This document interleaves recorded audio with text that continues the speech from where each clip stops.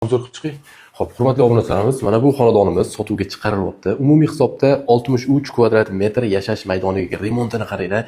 Hozir narxini eshitsanglar-ku, birinchi siz aytib ketsangiz kerak. Qarang, xonadonning zo'rligini. Bu bu yotoqxonasi ekan, uzr. Yotoqxonasi sitelnikli qilingan, mebellarni qo'yib olsalar, bu yerga alohida televizor ko'radigan zonalar qilingan.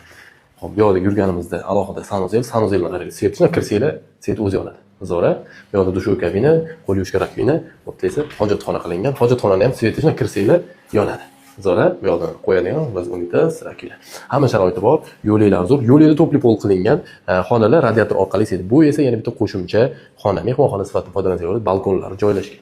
Bu yerda esa xonadonimizning oshxonasi, xonalari katta-katta, planirovkasi menga yoqdi. Duxkontrolli kotel hammasi ishlab turibdi, radiatorlar ishlayapti, topli pol qilingan.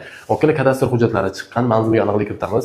Sergeli tumanida, Indeks bozorining yonida Greenhouse turar joy kompleksi pishgan g'ishtda qurilgan, kadastrlari chiqqan, 6-qavatda liftlari bor, pastda parkovka sharoitlari hammasi zo'r, okkala.